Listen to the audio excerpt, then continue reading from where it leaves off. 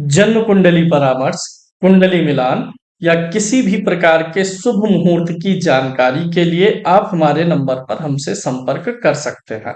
खराब ग्रह दशाओं या जीवन में चल रही समस्याओं के समाधान के लिए भी आप हमसे संपर्क कर सकते हैं। रत्न, रुद्राक्ष आदि के लिए भी आप हमारे नंबर पर संपर्क कर सकते हैं। ज्योतिष के विद्यार्थी जो ज्योतिष सीखने के इच्छुक हैं, डिस्क्रिप्शन बॉक्स से हमारे ऐप को डाउनलोड करके ज्योतिष कोर्स को भी खरीद सकते हैं।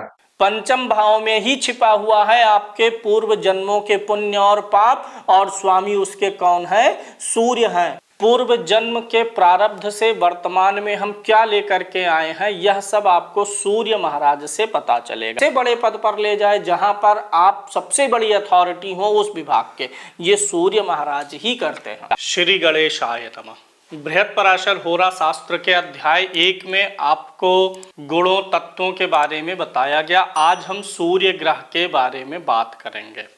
सूर्य महाराज को शास्त्रों में भगवान की उपाधि दी गई है। भगवान जनार्दन के रूप का ही उनको अवतार कहा गया है। हम सूर्य भगवान को अर्घ्य भी देते हैं, जल भी देते हैं। अभी सूर्य भगवान के बारे में जानने के पहले एक श्लोक आता है शास्त्रों में, रक्त श्यामो दिवाधीशो। इनके रंग का और इनके गुण का विश्लेषण इसी श्लोक में कर दिया गया है। रक्त श्यामो यानी रक्त मतलब लाल होता है, श्याम मतलब काला होता है, यानी गहरे लाल रंग के स्वरूप में भगवान सूर्य है। दिवाधीशो, दिवा मतलब दिन होता है और धीशो मतलब होता है स्वामी, दिन के ये स्वामी है। अब यहाँ पर सूर्य भगवान को ज्योतिष में क्या कहा गया है? आत्मा कहा गया है। चंद्रमा हमारा मन है, सूर्य हमारी आत्मा है। अब बताइए, क्या शरीर में कोई ऐसा अंग है जो मन से जुड़ा हो या आत्मा से जुड़ा हो? जब नाक बोलेंगे तो नाक दिख जाएगा, कान दिख जाएगा, किडनी दिख जाएगी, पेट आंत सब कुछ मिल जाता, लेकिन आत्मा और मन से जुड़ा कोई फिजिकल पार्ट हमारे शरीर में नहीं है। इसीलिए व्यक्ति अगर अपने आत्मा को टटोलना चाहता है, अपनी आत्मा को समझना चाहता है, तो उसे अपनी जन्म कुंडली में सूर्य को देखना होगा। सूर्य को आत्मकारक कहा गया है। जीवन में सबसे ज्यादा आनंद कब है? जब कोई भी व्यक्ति अपने मन और आत्मा को समझ ले। वास्तव में आपने सुना भी होगा कि जो योगी हैं, तपस्वी हैं, सब क्या चाहते हैं? आत्म साक्षात्कार करना चाहते हैं। जब आप आत्म साक्षात्कार कर लेते हैं, यानी अपनी आत्मा को समझ लेते हैं, तो फिर आपका स्पिरिचुअल अपलिफ्टमेंट बहुत अधिक हो जाता है। जीवन में आनंद भी तभी आता है जब आप अपनी आत्मा को और अपने मन को समझ लेते हैं। तो आत्मा को तो हम अपने शरीर में नहीं समझ सकते हैं, आप बाहर कुंडली में देख करके। आपकी कुंडली में कहीं ना कहीं सूर्य होगा। सूर्य मतलब आत्मा। आपकी आत्मा आपकी कुंडली में वास करती है। तो कुंडली में आत्मा को समझ सकते हैं कि आपकी आत्मा आई किस लिए है, आपकी आत्मा किस चीज में झुकाव रखती है, किस चीज के लिए आपको प्रेरित करना चाहती है। एक होता ना कि अपनी अंतरात्मा में झांकिए, अंतरात्मा की आवाज सुनिए। तो अंतरात्मा की आवाज सुनने का एक माध्यम आपकी कुंडली भी हो सकती है। पराशर मुनि जी कहते हैं कि सूर्य जीवन का कारक है। तो पराशर जी ही नहीं कहते हैं, साइंस भी कहता है। सूर्य महाराज हैं तभी पृथ्वी पर जीवन है। सूर्य नहीं होंगे तो हिमयुग आ जाएगा, सूर्य की किरणें नहीं आएंगी तो हिमयुग आ जाएगा और जीवन नाश हो जाएगा, जीवन खत्म हो जाएगा पृथ्वी से। तो सूर्य जीवन के कारक हैं, यानी हमारी कुंडली का आधारभूत तत्व जो है वो सूर्य है। सूर्य के कारण ही हम जीवित हैं। अपने सूर्य को समझना अर्थात जीवन को समझना। अगर आप अपने जीवन को समझना चाहते हैं तो अपनी कुंडली के सूर्य को समझना पड़ेगा। इसलिए सूर्य महाराज कुंडली में सबसे ज्यादा महत्वपूर्ण ग्रह हो जाते हैं। सूर्य महाराज जीवन है, इसका मतलब हमारी उत्पत्ति का कारण सूर्य ही है। इस पृथ्वी पर जो भी प्राकृतिक चीजें हैं, पेड़ पौधे वनस्पतियां, यहाँ तक कि हम जीव भी सूर्य के कारण ही जीवित है। यानी जीवन का कारक कौन हो गया है? सूर्य हो गया है। तो इसलिए हमारी उत्पत्ति का कारण भी कुंडली में छिपा हुआ है, उसे हम सूर्य से समझ सकते हैं। हम किस लिए उत्पन्न हुए हैं, हमारी उत्पत्ति का मूल स्वरूप क्या है, पूर्व जन्म के प्रारब्ध से वर्तमान में हम क्या लेकर के आए हैं, यह सब आपको सूर्य महाराज से पता चलेगा। तो सूर्य हमारे प्रारब्ध को भी दर्शाते हैं। किस लिए आपका जन्म हुआ है यह समझने के लिए आपको कुंडली के सूर्य को देखना होगा। अब पहले हमें सूर्य के स्वरूप को समझना होगा। जब हम सूर्य के स्वरूप को समझ लेंगे तो फिर वह कुंडली में किस भाव में बैठा है उस भाव से उसको कोरिलेट करके किस लिए हम आए हैं हम इसे बड़ी आसानी से समझ सकते हैं। देखिए, सूर्य को कहा गया है यह राजा है। सूर्य को सबसे ज्यादा बोला गया है कि यह पुण्यात्मा है और समस्त प्रकार के पापों का नाश करने वाला है। सूर्य समस्त प्रकार के पापों का नाश कर देते हैं। जिस प्रकार से सुबह होने पर सूर्य की किरणों के कारण से सारा अंधकार छट जाता है, उसी प्रकार से आपको सूर्य भगवान आपके जीवन के सारे अंधकारों से बाहर निकाल सकते हैं। जब आप घोर निराशा में हैं, घोर परेशानी में है, होपलेसनेस में है, तो वह सूर्य ही है जो आपको बचा सकता है। बहुत बार आप देखे होंगे बहुत से लोग थोड़े से चिंता में, तनाव में, डिप्रेशन में अपने जीवन को तहस नहस करने लग जाते, लेकिन बहुत से लोग जो है घनघोर समस्याएं आने पर भी अपने आप को मैनेज कर लेते हैं। उसका कारण कुंडली का सूर्य है। कुंडली का सूर्य आपको क्या देता है? आत्मबल देता है। अगर सूर्य अच्छा है तो कहीं ना कहीं भीतर से गलत कार्यों को होने से, गलत चीजों को रोकने के लिए आपका आत्मबल अंदर से आपको प्रेरित करेगा। अब चूंकि सूर्य जो है हमारी उत्पत्ति का कारण है, तो हमें समझना चाहिए कि मान लीजिए सूर्य किसी के छठे भाव में है। छठा भाव किस चीज का होता है? नौकरी का होता है, सेवा का होता है। तो अगर आपका सूर्य छठे भाव में है तो यह बताना चाह रहा है कि आपकी जो आत्मा है वह सेवा के कार्यों से जुड़ना चाहती है। सूर्य आपका पंचम भाव में है तो पंचम भाव बुद्धि का है और संतान का है। तो आपकी जो आत्मा है वह तृप्त होगी कहाँ से? बुद्धि के इस्तेमाल से। पंचम भाव बुद्धि हो गया और पंचम भाव संतान का भी है। यानी कि आप ऐसे समझ सकते हैं कि सूर्य पंचम में है तो आपकी बुद्धि या फिर आपकी जो संतान होगी वही आपको तृप्त कर पाएगी। इसी प्रकार से मान लीजिए सूर्य नवम भाव में है। नवम भाव किसका है? पिता का और धर्म का। तो आपकी आत्मा, जिसको बोलते हैं ना जान, किसी व्यक्ति की जान कहाँ अटकी है, तो आपकी जान, आपकी आत्मा आपके पिता में और धार्मिक कार्यों में अटकी हुई है। पिता के माध्यम से या पिता के निमित्त कुछ करने से या धार्मिक चीजों में आपकी आत्मा पूर्व प्रारब्ध से कुछ ना कुछ कर्मों को लेकर के चल रही है। सूर्य दसम भाव में है। दसम भाव किसका है? कर्म का है, यश का है, प्रसिद्धि का है। आपकी आत्मा कर्म करने के लिए, यश प्राप्त करने के लिए, प्रसिद्धि प्राप्त करने के लिए ही पैदा हुई है, ऐसा आप मान सकते हैं। सूर्य आपकी कुंडली में किस भाव में है उसी से इन चीज़ों को कोरिलेट कर लेना चाहिए। आगे जब हम सभी ग्रहों का भाव फल पढ़ेंगे पराशर जी के अनुसार, तब उस पर अधिक चर्चा करेंगे। यहाँ पर तो आपको मैं इंडिकेशन देना चाह रहा था कि सूर्य कुंडली में जहाँ बैठता है वहीं पर आपकी आत्मा का इंटरेस्ट बधा हुआ है। अब बृहद पराशर होरा शास्त्र के अनुसार, पराशर मुनि के अनुसार हमारे ऊपर सूर्य का प्रभाव हो तो हमारे व्यक्तित्व में क्या गुण दिखेंगे, इसकी हम चर्चा करने वाले हैं। यहाँ पर जो चीज़ें मैं बताने चल रहा हूँ उसमें आप ज़्यादातर ये देखिएगा कि सूर्य आपके लगन में हो, सूर्य आपका लग्नेश हो या लगन के आसपास में हो।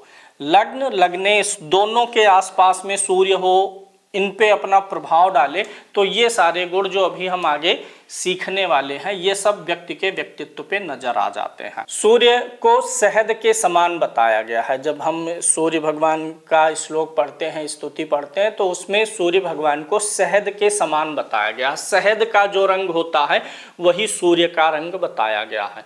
शहद का रंग थोड़ा सा ब्राउन होता है, थोड़ा और जोर डालेंगे तो उसमें थोड़ा सा पीलापन भी रहेगा, रेडनेस रहेगा, ब्राउननेस भी रहेगा।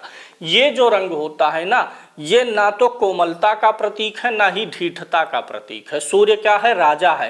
राजा ना ही अत्यधिक कठोर होता है ना ही अत्यधिक मुलायम होता है। राजा के अंदर दया भी होता है और दंड भी होता है। इसीलिए शहद का जो रंग है, शेर की आंखें कैसी होती हैं? सूर्य किस राशि का स्वामी है? सिंह राशि का।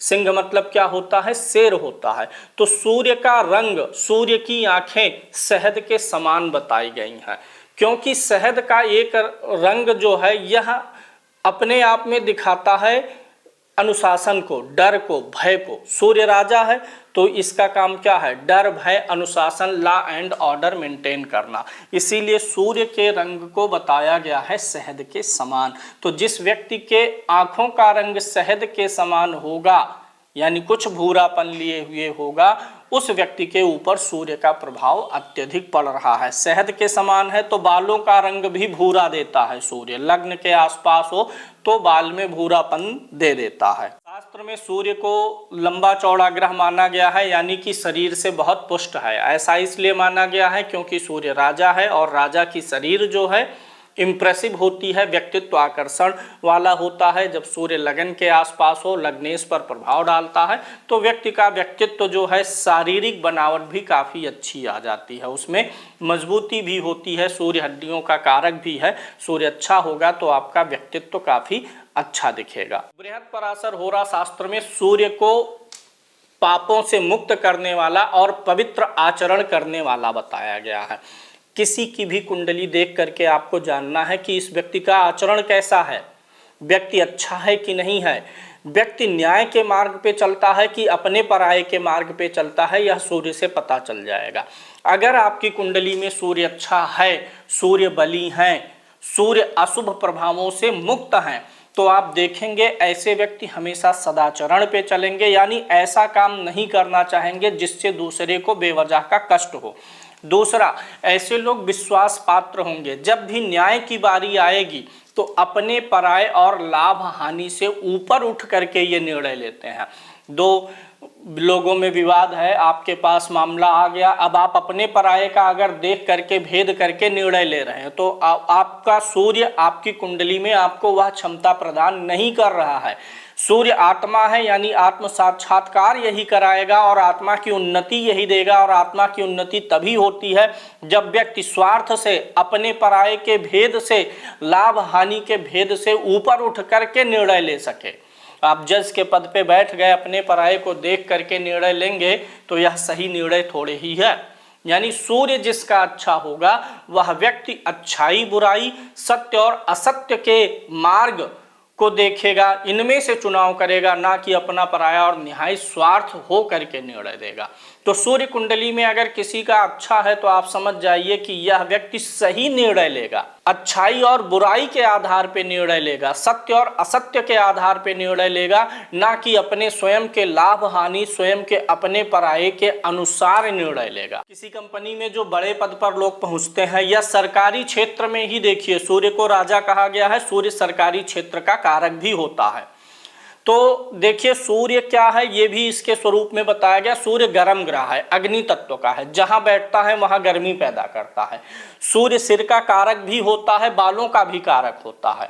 इसीलिए आपने देखा होगा जो बड़े पद पर होते हैं, सरकारी अधिकारी हो या वैसे भी बड़े पद पर पहुंचे हुए लोग, बड़े नेता लोग, इनके सिर पे बाल कम हो जाता है। क्यों? क्योंकि सूर्य बालों को कम करता है। भाई आग है और सिर का कारक है, जहां अग्नि होता है, जहां अग्नि तत्व होती है वहां पर चीजें जलती हैं ना, तो बाल कम हो जाते हैं ऐसे लोगों के। इसीलिए सरकारी पदों पर बड़े बैठे हुए बड़े अधिकारियों को जब देखेंगे या शासन प्रशासन के, राजनीति में जो शासन से जुड़े हुए लोग हों, जब आप उनको देखेंगे तो उनके सिर पे बाल कम रहेगा। या सूर्य का प्रभाव जब लगन के आसपास में रहेगा आपके तो सिर पे बाल कम रहेगा।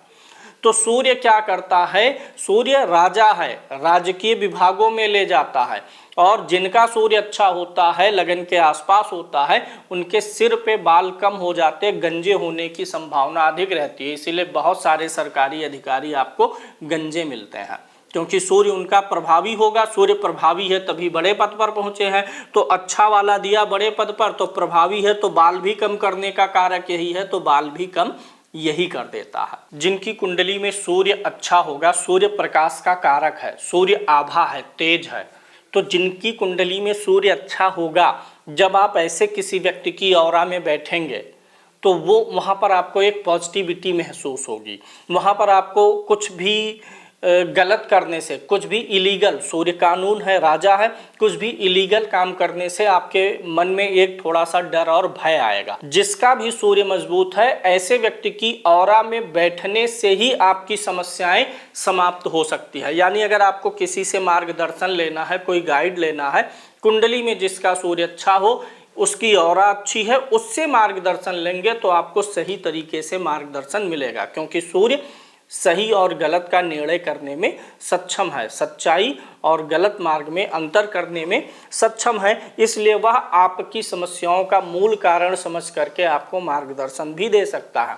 जिसका सूर्य नीच का है, बिगड़ा हुआ है, ऐसे व्यक्ति से आप परामर्श लेंगे, ऐसे व्यक्ति से अपनी समस्याओं, अपने जीवन का कोई दुख दर्द बताएंगे और सोचेंगे ये मदद करेगा, वो नहीं मदद कर सकता, क्योंकि उसका खुद का सूर्य अच्छा नहीं है, वो खुद ही प्रकाशित नहीं है, तो आपको प्रकाशित कैसे कर सकता है। सूर्य महाराज को पित्त प्रधान प्रकृति वाला कहा गया है। जब नारी परीक्षण किया जाएगा और नाड़ी परीक्षण से पता चले कि ये पित्त प्रधान व्यक्ति है, तो ऐसा समझ जाना चाहिए कि इस व्यक्ति के शरीर पर सूर्य का प्रभाव बहुत अधिक है। और पित्त प्रधान व्यक्ति, सूर्य प्रधान व्यक्ति के जो लोग होते हैं उनकी भूख प्यास अच्छी होती है। ऐसे लोग भोजन खाने में निपुण होते हैं, मतलब भूख लगेगी ऐसे लोगों को। डाइजेशन सिस्टम, इनके जो शरीर की अग्नि है, सूर्य अग्नि ही है, भोजन को भी अग्नि ही पचाती है। तो ऐसे लोगों की अग्नि अच्छी होती है, इसलिए भोजन भी ऐसे लोगों का जल्दी से पाचन हो जाता है। तो सूर्य पित्त प्रधान है। अगर भूख से जुड़ी हुई समस्याएं आ रही हैं, यानी पाचन से जुड़ी हुई भूख नहीं लगता है समय से, तो आपका सूर्य बिगड़ा हुआ है। और सूर्य अच्छा है तो भूख आपकी अच्छी लगेगी। इसीलिए एक चीज हमेशा देखिएगा, जिसके छठे भाव में क्रूर ग्रह होता है, छठा भाव आपकी आंतों का भी होता है, छठे भाव में क्रूर ग्रह का होना पाचन अच्छा देता है, भूख प्यास, ऐसे व्यक्ति को भूख अच्छी लगती है। वहीं शुभ ग्रह का होना व्यक्ति के भूख को कम कर देता है। अच्छा, सूर्य को बुद्धिमान कहा गया है। अब इस चीज को कोरिलेट करिए, सूर्य क्या है? राजा है। तो राजा कौन होगा? कोई व्यक्ति जो बुद्धिमान होगा वही तो राजा का काम करेगा। इसीलिए सूर्य राजा है, इसीलिए सूर्य को बुद्धिमान कहा गया है। सूर्य अनुशासन का कारक ग्रह है। राजा है तो लॉ एंड ऑर्डर यही मेंटेन करेगा, इसीलिए सूर्य अनुशासन भी है। कुंडली में जहां कहीं भी सूर्य बैठेगा, जिन भावों का स्वामी होगा, जिन भावों पर दृष्टि डालेगा, उन भावों से जुड़ी हुई चीजों का अनुशासन आप अपने जीवन में महसूस करेंगे। दसम भाव में है तो आप अपने कर्म को अनुशासित रखेंगे। धन भाव में है, धन आपका अनुशासित हो जाएगा। इसीलिए द्वितीय भाव में सूर्य के होने से व्यक्ति का धन बाधित होता है। धन उसको उतना ही मिलता है जितनी उसकी खर्च की जरूरतें होती हैं। बहुत अधिक धन सूर्य द्वितीय भाव में होकर के नहीं देना चाहता है। सूर्य जहां होता है वहां पे अनुशासन और बंधन पैदा करता है। सूर्य सप्तम भाव में हो या सातवें पर दृष्टि डाले किसी व्यक्ति की कुंडली में, तो वह व्यक्ति अपने जीवन साथी से अधिक अनुशासन की उम्मीद कर बैठता है। ध्यान दीजिएगा, यही अनुशासन किसी भाव में अच्छा फल देगा, किसी भाव में बुरा फल देगा। जैसे दसम भाव में है तो कर्मों का अनुशासन तो ठीक है, व्यक्ति के कर्म अनुशासित होने चाहिए। पंचम में है, बुद्धि अनुशासित होनी चाहिए। लेकिन वही अगर सप्तम भाव पर सूर्य का प्रभाव हो गया और आप अपने जीवन साथी को बहुत अनुशासन में रखेंगे तो रिश्ते खराब हो जाएंगे। खुद के लिए स्वतंत्रता और जीवन साथी के लिए अनुशासन की डिमांड, इसीलिए सातवें में सूर्य होने से बोला जाता है वैवाहिक जीवन गड़बड़ हो जाएगा। तो सूर्य अनुशासन का ग्रह है। चौथे भाव को देखेगा या चौथे में होगा तो आप अपने परिवार के लोगों से ज्यादा अनुशासन की उम्मीद करेंगे कि कोई गलती ना करने पाए, ये ना हो। जहां सूर्य बैठता है कुंडली में, उस चीज से जुड़ा हुआ अनुशासन और परफेक्शन व्यक्ति चाहने लगता है। इसलिए भी कहीं कहीं समस्याएं आने लग जाती हैं। अनुशासन में सबसे बड़ी भूमिका किस चीज की होती है? वाणी की। सारी चीजें बिगड़ती कहां से हैं? वाणी से। वाणी और व्यवहार, व्यवहार में आपके रह गया लेकिन वाणी तक नहीं आया तो भी गनीमत। आप किसी के ऊपर बहुत गुस्सा हुए लेकिन गुस्सा होके रह गए, शरीर में गुस्सा आया लेकिन बोले नहीं कुछ, तब तक अच्छा है। लेकिन जब वही व्यवहार वाणी के माध्यम से बाहर आता है तो प्रभाव डालता है। आप किसी से प्रेम करते हैं, स्नेह में हैं, दुलार करते हैं किसी का, ये आपके व्यवहार में है। लेकिन अगले व्यक्ति को जब वही प्रेम दुलार एक्सप्रेस आप करेंगे तो अच्छा रहेगा। संतान हो गया, पत्नी हो गई, किसी के साथ भी। लेकिन वहीं जब गुस्सा है और गुस्सा भी एक्सप्रेस जब आप करेंगे तो कहाँ से करेंगे? वाणी से। व्यक्त होगा वाणी से ही, चाहे गुस्सा हो चाहे प्रेम हो। तो वाणी ही अनुशासन को बनाएगी और अनुशासन को बिगाड़ेगी। सूर्य क्या हो गया? अनुशासन हो गया। और वाणी कौन हो गया? बुध हो गया। सूर्य अनुशासन और बुध वाणी, इसीलिए बुधादित्य योग कुंडली में अच्छा माना जाता। क्यों अच्छा माना जाता? क्योंकि जब चीजें बिगड़ेंगी तो वाणी के ही कारण से बिगड़ेंगी। और सूर्य अनुशासन है, बुध वाणी है। जब अनुशासन वाणी के साथ बैठता है ना, तो वाणी पे अनुशासन लगता है। व्यक्ति को बोलना कितना है, कहाँ बोलना है, कैसा बोलना है, ये बुधादित्य योग में पता चल जाता है। इसीलिए बुधादित्य योग की प्रशंसा की गई है। बुध भी अस्त ना हो, अगर सूर्य के साथ है, बुधादित्य योग है, बुध और सूर्य एक साथ हैं, तो व्यक्ति बड़े अनुशासन कैसे लाना है खुद में और दूसरों को कैसे रखना है, ये उसे ज्ञात हो जाता। बशर्ते बुध अस्त ना हो तो बुधादित्य योग का बहुत सुंदर प्रभाव मिल जाता है। बुधादित्य योग आपने सुना होगा, इसकी इतनी प्रशंसा इसीलिए है क्योंकि सूर्य अनुशासन और बुध वाणी, और सब मानेंगे इस बात को, कलह का मेन कारण वाणी ही होती है। और जब वाणी अनुशासन में आ गई, सूर्य अनुशासन रूपी सूर्य ने वाणी रूपी बुध के साथ बैठ करके अनुशासन कायम कर दिया, तो जीवन बहुत अच्छा हो जाता है। वाणी पे नियंत्रण आ जाता है। बुध व्यवहार का भी कारक ग्रह है, वाणी और व्यवहार दोनों में अनुशासन आ जाएगा। सूर्य को पिता का कारक कहा गया है और सूर्य को राजा कहा गया है। सूर्य को पिता क्यों माना गया? Why is sun like a father? सूर्य पिता क्यों है? इस संसार में जो जीवन है वह किसके कारण से है? सूर्य के कारण से है। तो जिसके कारण से जीवन मिल रहा है वही तो पिता है। हम जिसके कारण से पैदा हुए वो हमारा पिता है। और सूर्य इस पूरे अपने सोलर सिस्टम का पिता है। उसी की ग्रेविटी के कारण से, सूर्य ही ग्रेविटी से पूरे सौरमंडल को बांधे हुए है और सबको चला रहा है। जिस दिन सूर्य बिगड़ेगा, सूर्य खत्म होगा, सूर्य की ऊर्जा खत्म होगी, उस दिन यह सौरमंडल नष्ट हो जाएगा, क्योंकि सूर्य ही अपनी ग्रेविटी से सबको चला रहा। तो जो सबको चला रहा, सबको जीवन दे रहा, सबको नियंत्रण में कर रहा है, वही पिता है। सूर्य राजा है ना, तो राजा बताइए प्रजा के लिए पिता होता है कि नहीं? शास्त्रों में आपने पढ़ा होगा, राजा पिता तुल्य है, राजा भगवान तुल्य है। सूर्य राजा को भगवान तुल्य कहा गया, इसीलिए सूर्य राजा है, इसीलिए सूर्य को भगवान भी कहा गया है। मंगल के साथ में आप भगवान नहीं पढ़ेंगे, बुध भगवान, बृहस्पति भगवान, शुक्र, बोलने को तो बोल सकते हैं, लेकिन ये सब ग्रह है। लेकिन सूर्य का जब भी नाम लिया जाता है, सूर्य को भगवान ही बोला जाता है। शास्त्रों में सूर्य की पूजा होती है, क्योंकि सूर्य खुद ही नारायण है। हर सोलर सिस्टम में, हर जगह पर जहां भी जीवन है, वहां पर नारायण सूर्य रूप में विद्यमान होकर के बैठे हुए हैं। पिछले अध्याय में हमने आपको बताया था कि सभी ग्रह जो है भगवान जनार्दन के अवतार ही हैं, और ये जो सूर्य है ये स्वयं साक्षात जनार्दन ही है। जब आप अर्घ देते हैं और 108 नामों का, सूर्य भगवान के 108 नामों को पढ़ेंगे, तो उसमें भगवान नारायण के ही सारे नाम शामिल हैं। तो सूर्य चूंकि राजा है और राजा प्रजा के लिए पिता समान ही होती है, इसलिए सूर्य राजा का कारक है। प्रजा की देखभाल करने की जिम्मेदारी सूर्य के ऊपर है। और हमारे पिता ने हमको जीवन दिया है, इसलिए हमारे पिता भी हमारे लिए सूर्य के समान है। सोलर सिस्टम को जो सजीव बना रहा है, इसीलिए सूर्य पिता है। जो कहीं भी सजीवता लाए, जीवन को पनपाए, वही पिता होता है, और यह काम हमारे लिए सूर्य ही कर रहे हैं। सूर्य महाराज को आत्मविश्वास का कारक कहा गया। सूर्य आत्मविश्वास कैसे है? रात के अंधेरे में अगर आपको कहीं जाना हो, एक बार ऐसे आंखें बंद करके थोड़ा सा इमेजिन करिए, 2 किलोमीटर आपको जाना है, पैदल जाना है, कैसे भी जाना है। अंधेरे में जब आप जाते हैं तो आपके अंदर कॉन्फिडेंस की कमी होती है। दिन में आप सड़ा तोड़ चले जाएंगे, पैदल जाना है, गाड़ी से जाना, चले जाएंगे। रात को मन में डर और भय आएगा ना, कहीं कोई जानवर ना हो, कहीं कोई अचानक से आ ना जाए, क्योंकि दिखता नहीं है। सूर्य क्या है? प्रकाश है, और प्रकाश से ही हमारे अंदर आत्मविश्वास आता है। अगर सूर्य अच्छा रहेगा तो व्यक्ति का आत्मविश्वास अच्छा रहेगा। सूर्य अच्छा नहीं है तो आत्मविश्वास अच्छा नहीं होगा, क्योंकि प्रकाश का संबंध हमारी आंखों से है। आंख ही एक ऐसी अंग है हमारे शरीर में जो प्रकाश को कंज्यूम करती है। प्रकाश दिखाई नहीं देता, प्रकाश भी एक प्रकार की एनर्जी है। प्रकाश नहीं है तो आंखें काम करना बंद कर देती हैं। यानी आंखों का महत्व कब है? जब प्रकाश है। और प्रकाश क्या है? प्रकाश का सोर्स क्या है? पावर हाउस कौन है? सूर्य है। यानी हमारी आंखों का सूर्य से घनिष्ठ संबंध हो जाता है। तो आत्मविश्वास और आंख की रोशनी दोनों ही सूर्य महाराज हैं। सूर्य बिगड़ेंगे तो आत्मविश्वास भी बिगड़ेगा और आंखों की रोशनी भी बिगड़ेगी। इसीलिए एक सूत्र दे रहा हूं, जिसकी भी कुंडली में सूर्य सूर्य प्रकाश है, शनि अंधकार है।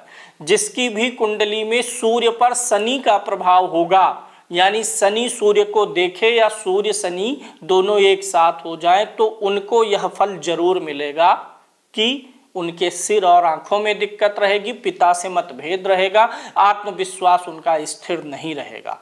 क्योंकि सूर्य प्रकाश है, शनि अंधकार है। जब अंधकार प्रकाश का मिलन होता है तो कौन सी बेला का निर्माण होता है? गोधूली। रात अच्छी है, सो जाएंगे, दिन अच्छा है, जाग जाएंगे, दिन में सब कुछ दिखेगा, रात में नहीं दिखेगा। गोधूली में क्या हो जाता है? धुंधला हो जाता है, समझ में नहीं आता सांप है कि रस्सी है।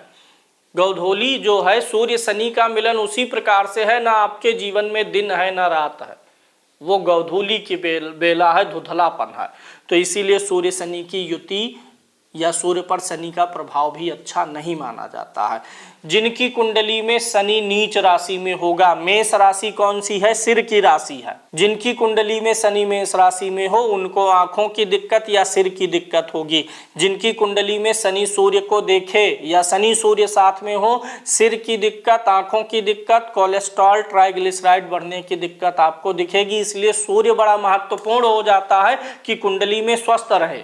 स्वस्थ सूर्य आपको, सूर्य हड्डियों का भी कारक है, स्वस्थ सूर्य कुंडली में आपको सिर, आंख, आत्मविश्वास, हड्डी आदि आपकी ठीक रहेगी। विटामिन डी आप कैसे लेते हैं? विटामिन डी का सबसे बड़ा स्रोत क्या है? कहते हैं ना कि सनलाइट में लेटना है, सूर्य की किरणें हमारे शरीर पे पड़े डायरेक्ट, तो वही क्या होता है? विटामिन डी होता है। इसीलिए आपने देखा होगा जो लोग ज़्यादातर एसी वगैरह में रहते हैं, सूर्य की किरणें उनके ऊपर नहीं पड़ती हैं, तो उनके लिए विटामिन डी का लिपिड फॉर्म डॉक्टर लोग लिख देते हैं। तो विटामिन डी सूर्य है, और विटामिन डी ही क्या है? कैल्शियम है, हड्डी है। इसलिए जिनकी हड्डियों में दर्द है या कैल्शियम की कमी है, उनका सूर्य बिगड़ा है। वह सुई, दवाई, इंजेक्शन लेने के बजाय इसके साथ साथ थोड़ी देर धूप में रहना शुरू करें तो जल्दी ठीक हो जाएंगे। आंखों की दिक्कत है, धूप में रहना शुरू करिए। सिर दर्द हो रहा है, थोड़ा धूप में रहिए, सूर्य की ऊर्जा को खुद पर बढ़ाइए, तब सूर्य की बीमारियों से आपको निदान मिलेगा। आप लोगों ने एक चीज सुना होगा, बहुत बार बोलते भी हैं लोग, उम्मीद की किरण। कोई उम्मीद की किरण नजर नहीं आ रही है, या बोलते हैं उम्मीद की किरण नजर आ गई। ये बताइए किरण किस चीज का होता है? प्रकाश का होता है ना, और ये प्रकाश है कौन? सूर्य है। तो उम्मीद की किरण जब आप बोलते हैं, यानी जीवन में कोई परेशानी है, कहीं आप फंसे हुए हैं और मदद की उम्मीद में हैं, एक आशा की उम्मीद में हैं, तो ये जो उम्मीद की किरण होती है जीवन में, ये सूर्य ही दे सकता है, क्योंकि किरण उसी के पास है, तो उम्मीद भी तो वही लाएगा। इसीलिए उम्मीद की किरण बोलते हैं। जब भी आप घोर निराशा परेशानी में जा रहे हैं, तो कहीं ना कहीं आपका सूर्य आपका साथ छोड़ रहा है। उम्मीद और किरण दोनों आपसे दूर हो रही हैं। जब किरण आपके पास आएगी, क्योंकि किरण सूर्य के ही पास है, तो आपकी उम्मीद भी बनी रहेगी। आशावादिता जीवन की बहुत बड़ी ताकत होती है। कोई व्यक्ति आशावादी हो, ऑप्टिमिस्टिक हो, यह बहुत बड़ी ताकत है। तो जो लोग आशावादी होते हैं उनकी कुंडली में सूर्य अच्छा होता है। आशावादी लोग ही वो होते हैं जो हार नहीं मानते हैं, एक असफलता के बावजूद दोबारा प्रयास करेंगे, फिर हार के बाद फिर प्रयास करेंगे। They are not ready for giving up, वे हार मानने के लिए नहीं तैयार हैं। जिनका सूर्य अच्छा नहीं होता वो जल्दी हार मान लेते हैं, मन मठेस करके बैठ जाते हैं। सूर्य को हृदय और मस्तिष्क का कारक कहा गया है। बताइए पूरा हमारा शरीर किस चीज के कारण से चल रहा है? हृदय और मस्तिष्क से। यही हमारा प्राण है, यही हमारा जीवन है, यही हमारे शरीर को चला रहे हैं। हृदय क्या कर रहा है? पूरे शरीर में ब्लड को सर्कुलेट कर रहा है, दौड़ा रहा है। रक्त क्या कर रहा है? दौड़ रहा है। सौरमंडल में सूर्य क्या कर रहा है? सभी ग्रहों को दौड़ा रहा है। कैसे? अपनी गुरुत्वाकर्षण से। जो वहां पर गुरुत्वाकर्षण से सूर्य सबको सर्कुलेट कर रहा है, सबको घुमा रहा है, वही सूर्य हृदय रूप में हमारे शरीर में बैठ करके रक्त को घुमा रहा है। तो सूर्य का सीधा संबंध कहां से हो जाता है? हृदय से हो जाता है। और ये सारे संकेत जो होते हैं, न्यूरॉन्स कहाँ होते हैं? हमारे मस्तिष्क में होते हैं। इसीलिए सूर्य को मस्तिष्क कहा गया है। सूर्य मस्तिष्क और हृदय के माध्यम से हमको कंट्रोल कर रहा है। जब सूर्य बहुत पीड़ित होता है, इसीलिए व्यक्ति को हेड स्ट्रोक आता है, सिर से जुड़ी भयानक समस्या, हार्ट स्ट्रोक आता है। ये दोनों गंभीर बीमारियां भी सूर्य से ही जुड़ी हुई हैं। क्योंकि जब अंत करना होगा जब अंत होना होगा तो सूर्य गुरुत्वाकर्षण सूर्य का खत्म होगा, पूरा जो सौरमंडल है कोलैप्स कर जाएगा। इसी प्रकार से हमारे शरीर के अंदर भी एक सोलर सिस्टम है, सब उसी के इर्द गिर्द घूम रहा है, जिसे हृदय और मस्तिष्क रूपी सूर्य चला रहा है। तो जब इस सिस्टम को कोलैप्स करना होगा तो हृदय या तो गड़बड़ी करेगा या तो मस्तिष्क करेगा, या दोनों कर सकते हैं। ये दोनों कोलैप्स होंगे तो पूरा हमारे शरीर का सिस्टम ही कोलैप्स कर जाएगा। इसीलिए शरीर की एंटीबॉडी, रोगों से लड़ने की क्षमता, जीवन, ये सब सूर्य से देखा जाता है। तो जिनको सिर और हृदय की समस्या है, कहीं ना कहीं उनका सूर्य कुंडली में डैमेज होकर के बैठा हुआ है। सूर्य को मान, सम्मान, पद और प्रतिष्ठा का ग्रह माना गया है। अब यहाँ पर ज्यादा क्लैरिफिकेशन की जरूरत है ही नहीं। जब सूर्य राजा है तो राजा के जो जो गुण हैं वो सब सूर्य से देखे जाएंगे। सूर्य राजा है, राजा का क्या होता है? सम्मान होता है। राजा प्रजा के लिए क्या होता है? पिता होता है। राजा ही किसी को पद देता है। राजा एक सम्मानित व्यक्ति है। सबसे बड़ी प्रतिष्ठा राजा की ही होती है और सूर्य वही राजा है। इसीलिए सूर्य से ही पद, प्रतिष्ठा, राज, सम्मान, मान, पुरस्कार मिलना, अवार्ड मिलना, ये सब सूर्य से ही देखा जाएगा। ये सब कुंडली में सूर्य अच्छा है तो ये सारी चीजें आपको मिलेंगी। अथॉरिटी, सबसे बड़ी अथॉरिटी किसके पास है? राजा के पास है, सूर्य के पास है। सूर्य के पास ही सबसे बड़ी अथॉरिटी है। इसीलिए सूर्य वह ग्रह है जो आपको कहीं पर भी अथॉरिटी, पावर, जिम्मेदारी दे सकता है। सूर्य ही आपको सबसे बड़े पद पर लेकर के जा सकता है। छोटे पदों पर भी सूर्य लेके जाएगा, यहाँ से ये स्तर से बी पर, बी से सी पर ऊपर लेकर के जाएगा, ये बी सी डी आगे बढ़ाएगा, लेकिन सबसे बड़े पद पर ले जाए जहाँ पर आप सबसे बड़ी अथॉरिटी हो उस विभाग के, ये सूर्य महाराज ही करते हैं। आप अपने ऑफिस में काम करते हैं, दफ्तर में काम करते हैं, रोज आप काम कर रहे हैं। मान लीजिए किसी दिन किसी बड़े अधिकारी का वहाँ पर दौरा हो गया, बड़ा अधिकारी आ गया, तो आम दिनों की अपेक्षा उस दिन के कार्य माहौल में काफ़ी अंतर होगा। मान लीजिए हॉस्पिटल कोई है, लोग काम कर रहे हैं, लोग अपने तरीके से जैसे नियमित काम करते हैं करेंगे। अब ये हो गया कि आज मुख्यमंत्री आ रहे हैं, तो देखिएगा कोई जो 10 मिनट लेट आता रहा होगा वो आधे घंटे पहले आके पहुंच जाएगा। माहौल चेंज हो जाएगा। सूर्य कुंडली में अनुशासन है, माहौल है, राजा है, सक्रियता है। जहां रहेगा कुंडली में उस भाव से जुड़ी हुई सक्रियता बहुत अधिक रहेगी।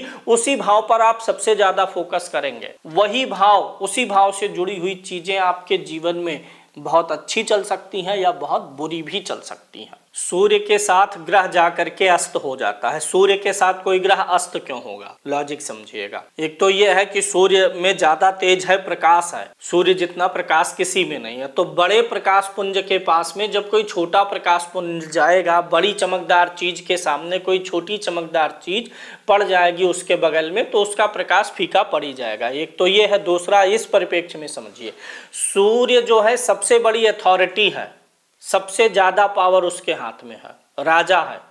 अब मान लीजिए कि आप राजा हैं और आपके नीचे कई अधिकारी काम कर, तो वो अधिकारी जब अपने दफ्तर में होंगे फुल पावर में होंगे, लेकिन जब सबसे बड़ी अथॉरिटी उसी दफ्तर में पहुंच जाती है तो सबके पावर उस समय फीके पड़ जाते हैं। प्रधानमंत्री कहीं गए हैं, रैली हो रही है, भाषण दे रहे हैं, वहीं पर डीएम एसपी भी पहुंचे हुए हैं।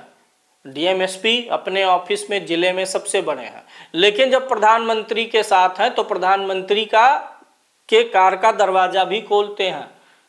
यानी जो बड़ी अथॉरिटी होती है उसके साथ में जब छोटी अथॉरिटी लग जाती है तो उसकी पावर बहुत कम हो जाती है। जो पहले बहुत बड़ी पावर थी, जब वो अपने से बड़ी अथॉरिटी के अंडर में आ जाती है, नियंत्रण में आ जाती है, तो उसकी पावर कम हो जाती है। इसीलिए सूर्य सबसे बड़ी अथॉरिटी, राजा है भाई। अब राजा, मान लीजिए कि सूर्य और बुध की युति हो गई और काफी क्लोज में, इसका मतलब क्या है? सूर्य राजा है, बुध युवराज है। राजा और युवराज की क्या चल रही है? मीटिंग चल रही है। युति मतलब मीटिंग। सूर्य और मंगल साथ में है, मीटिंग चल रही है। जितना करीब सूर्य के मंगल जाएगा, इसका मतलब यह है कि राजा उस ग्रह की उतनी ही सघन जांच कर रहा है, इंक्वायरी कर रहा है और उनसे जो है जायजा ले रहा है। तो जो भी राजा के पास में जाएगा वो पावरलेस हो जाएगा। उस समय राजा उनसे हिसाब किताब मांगता है। तो इसीलिए ग्रह वहां पर अस्त हो जाते हैं। जितने ज्यादा समीप होंगे अस्त उतना ही ज्यादा असरकारी हो जाता है। जब भी किसी भी ग्रह की दशा आए, सूर्य की आए, चंद्रमा की आए, मंगल की आए, वह कुंडली में कहीं भी बैठा हो, कैसा भी बैठा हो, ये सब देखने की जरूरत नहीं है। बल्कि एक चीज सिर्फ यह देखिए, किसी भी ग्रह की दशा आने पर उस ग्रह का जो कारकत्व है, उस चीजों से जुड़ा हुआ परिवर्तन आपके व्यक्तित्व में आएगा ही आएगा। सूर्य मान सम्मान है, सूर्य की दशा आने पर आपके मान सम्मान पर असर पड़ेगा। सूर्य अच्छा है तो मान सम्मान बढ़ेगा, भले ही वह कुंडली के किसी भाव से जुड़ा हुआ हो। बिगड़ा हुआ है तो आपका मान सम्मान जाएगा, हड्डियों में दर्द होगा, हार्ट में दिक्कत आएगी। सूर्य आत्मा है, अपनी आत्मा से आप डिस्कनेक्ट होंगे या फिर कनेक्ट होंगे।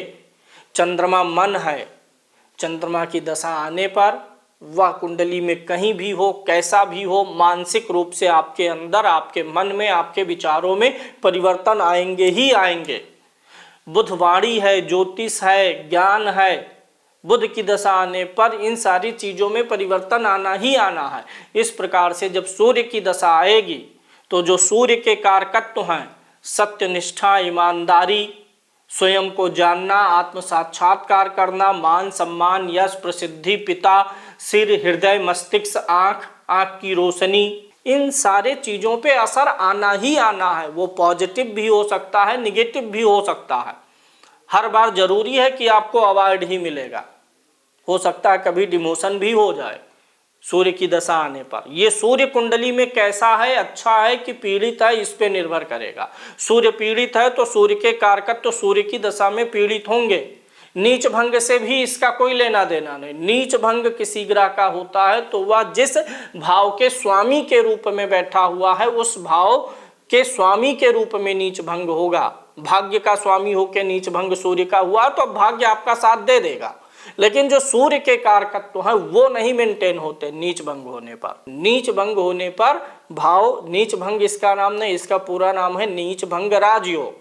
तो अगर किसी ग्रह का नीच भंग हुआ है तो वह राजयोग देगा, धन, सुख, साधन, समृद्धि, वैभव देगा, लेकिन उसके कारकत्व भी सही होंगे ऐसा जरूरी नहीं है। सूर्य का नीच भंग हुआ, वो आपको धन, सुख, साधन, वैभव दे देगा, लेकिन आंख की समस्या, हृदय की समस्या, पिता से मतभेद, पिता के सुख स्वास्थ्य में कमी, ये सब नीच होने पर अपने कारकत्व का जो है विकृत रूप वाला फल भी आपको देगा। पिता का सम्मान करने से आप अपने सूर्य का अच्छा फल ले सकते हैं। सूर्य को अच्छा करने के लिए पिता से रिलेशनशिप अच्छा करिए, और साथ ही साथ जो आपके आसपास सरकारी क्षेत्र से जुड़े हुए लोग हैं उनसे फ्रेंडशिप बढ़ाइए। अगर आप किसी बड़े पद पर जा रहे हैं, पहुंच रहे हैं, तो इसका मतलब आपका सूर्य अच्छा है। अगर सूर्य अच्छा है तो आप पहुंचेंगे।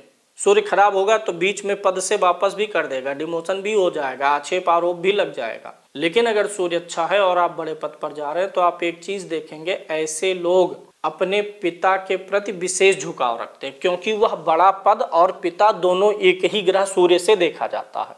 सूर्य अच्छा है तभी बड़ा पद पा रहे हैं, सूर्य अच्छा इसलिए ऐसे लोग पिता का भी विशेष ख्याल रखेंगे।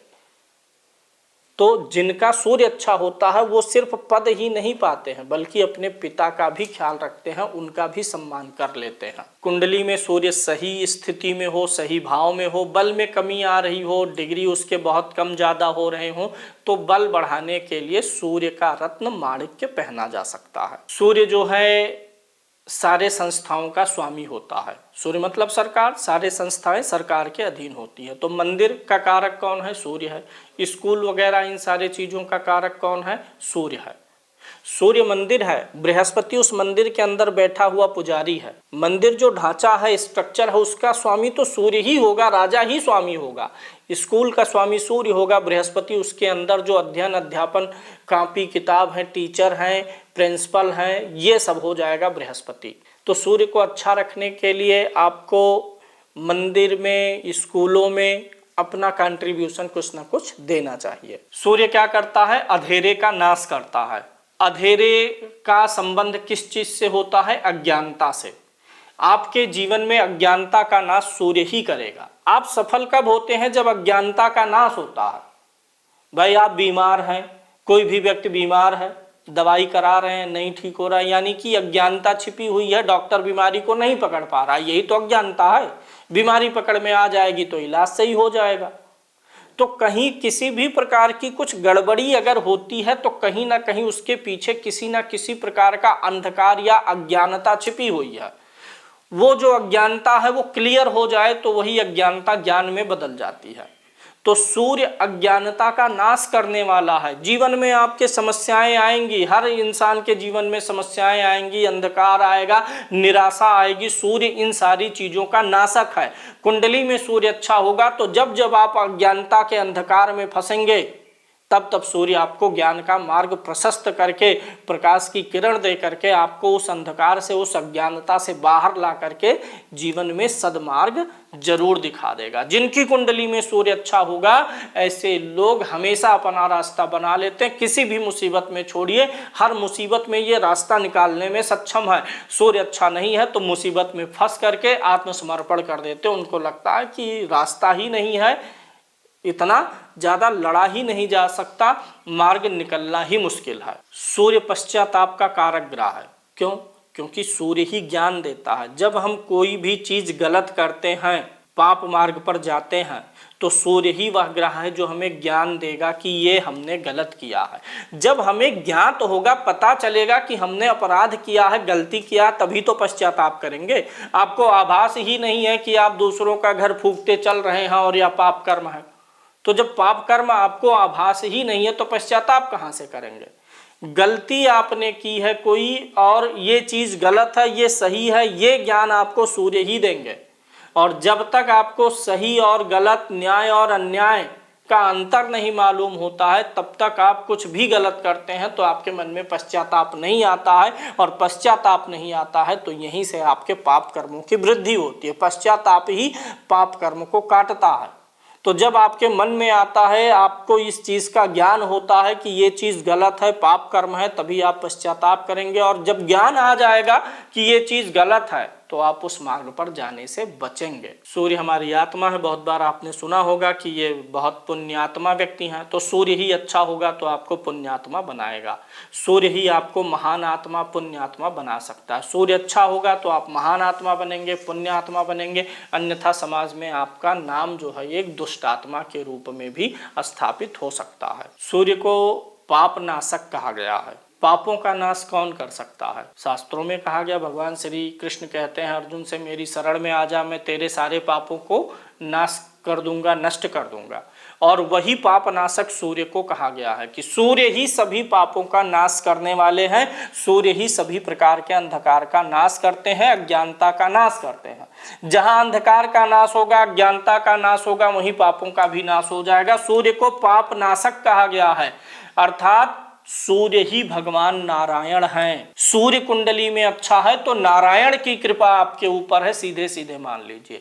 सूर्य नहीं अच्छा है तो नारायण की कृपा आपके ऊपर नहीं है। किसी भी व्यक्ति की कुंडली देख के जानना है कि उसके ऊपर नारायण की कृपा है कि नहीं, सीधे सूर्य को देखिए। सूर्य कुंडली में अच्छा है तो वह आपको समस्त पापों से बचाएगा। और पापों से बचाने वाले सिर्फ एक वही हैं, नारायण ही है। इसीलिए सूर्य को नारायण कहा जाता है। सूर्य नारायण के ही स्वरूप हैं। वही इस पूरे हमारे सोलर सिस्टम को चला रहे हैं, वही इसके स्वामी है। सूर्य को इस सोलर सिस्टम का स्वामी बोला गया है। और इस संसार के स्वामी कौन है? भगवान नारायण है। भगवान नारायण ही सोलर सिस्टमों में, हमारे ही नहीं सभी सोलर सिस्टम में सूर्य बन करके बैठे हैं और पूरे सोलर सिस्टम को चला रहे हैं। और फिर जब हम गैलेक्सी की बात करते हैं तो वही भगवान नारायण ब्लैक होल बन के बैठे हुए हैं, सबको अपने गुरुत्वाकर्षण से बांधे हुए हैं। जब 2, 3, 4 गैलेक्सियों के पूरे गुच्छे में जाएंगे तो फिर एक ब्लैक होल मिलेगा। वो सारे ब्लैक होल और गैलेक्सियां उस बड़े ब्लैक होल का चक्कर काट रही हैं।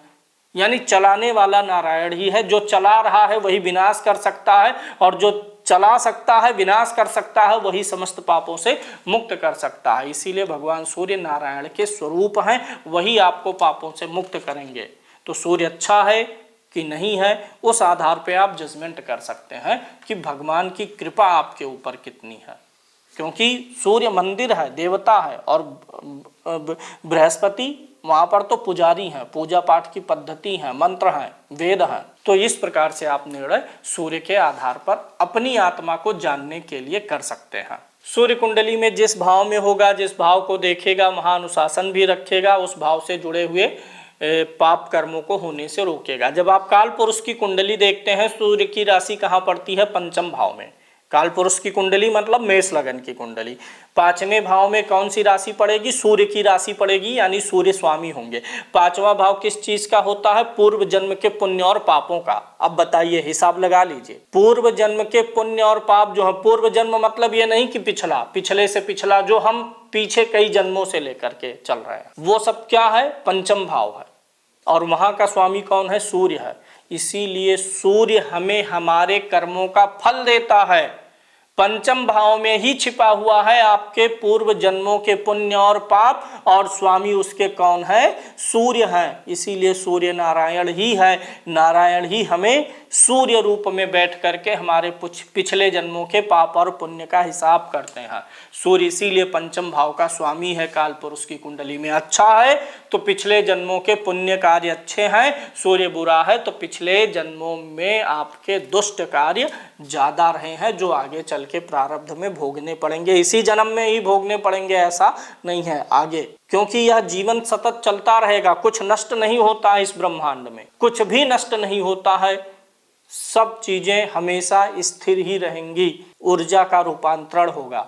आप लकड़ी के टुकड़े को जला दीजिए, वो खत्म नहीं होगा, राख बनेगी, उस राख को और पीसिए, कुछ भी कर डालिए, जाएगा नहीं।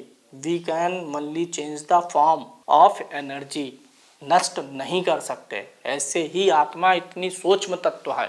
ये शरीर है, शरीर के अंदर आत्मा है, आत्मा के अंदर परमात्मा है। फिर उसके और डीप में जाएंगे तो हमें जो है बहुत सूक्ष्म स्तर पर ईश्वर मिलेंगे। जैसे अणु है, अणु के अंदर क्या है? परमाणु है, परमाणु के अंदर इलेक्ट्रॉन, प्रोटॉन, न्यूट्रॉन, उसके अंदर जाएंगे तो फोटान आदि। ऐसे ये पूरा ब्रह्मांड है, शरीर भी ब्रह्मांड है। हम हैं, हमारे अंदर आत्मा, आत्मा के अंदर परमात्मा, परमात्मा से भी छोटा कोई न है। वह जो आखिरी तत्व है वह ईश्वर है, जो इतना सूक्ष्म है जिसे जानना समझना बहुत ही मुश्किल है। वो कभी खत्म ही नहीं होता, इसीलिए यह संसार कभी खत्म नहीं होता है। हम और आप हमेशा रहेंगे, शरीर नष्ट होती रहेगी।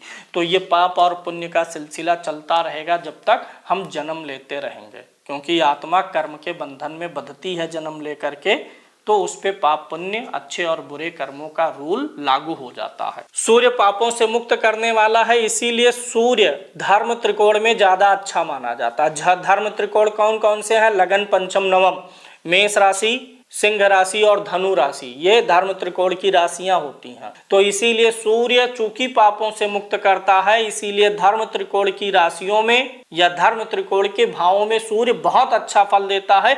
व्यक्ति को पापों से मुक्त करने वाला होता है। पहले भाव, पांचवें भाव, नौवें भाव में हो, या मेष, सिंह या धनु राशि में हो, तो यह पापों से मुक्त करने वाला होता है, हृदय को पवित्र बनाने का काम करता है। जो हमारी कुंडली होती है ना, ये अपने आप को पढ़ने का एक आईना है। शीशे में देखेंगे तो अपना नाक, कान, मुंह, गला तो देख लेंगे, अपने अंदर झांकना है। मैं क्या हूँ, कैसा हूँ, मेरी आत्मा क्या कैसी है, मेरे विचार कैसे हैं, मेरा पराक्रम, मेरा ज्ञान।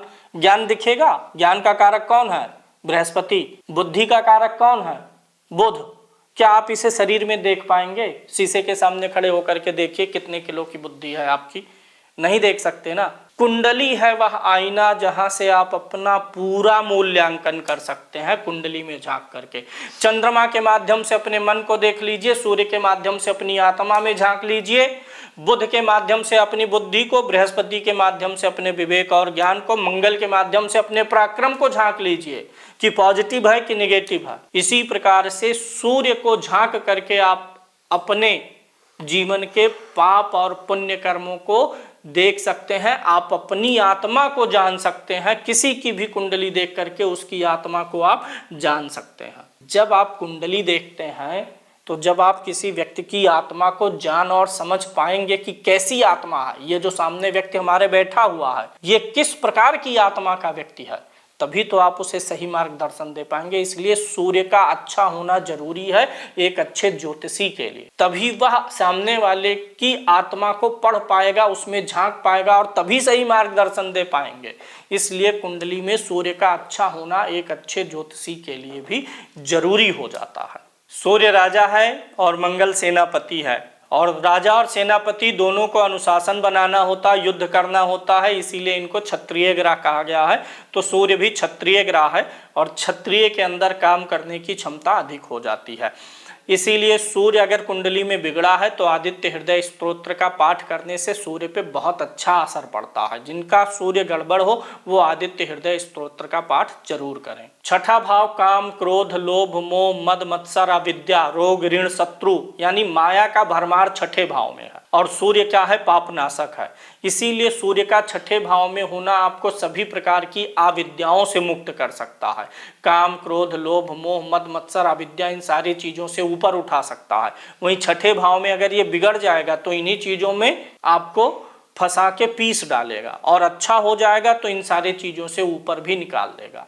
इसीलिए छठे भाव का सूर्य काफी अच्छा है, दसम भाव का सूर्य काफी अच्छा है, नवम भाव का सूर्य काफी अच्छा है। सूर्य का दसम भाव में फल बहुत अच्छा माना जाता है क्योंकि सूर्य राजा है और दसम भाव भी राज्य का ही भाव होता है। पद, प्रतिष्ठा, राज्य, शासन इन सब का भाव कौन सा होता है, दसम भाव होता है। जब दसम भाव इन चीजों का है और सूर्य इन्हीं चीजों का ग्रह है और तब दसम भाव में बैठ जाएगा तो पूछना ही क्या है, यश, कीर्ति और प्रसिद्धि बहुत बड़े स्तर तक चली जाएगी। सूर्य के साथ राहु या केतु होने पे ग्रहण आ जाता है क्योंकि सूर्य क्या है, आपकी आत्मा है और राहु क्या है, एक धुंध है, अंधकार है, धुआं जैसा स्वरूप है।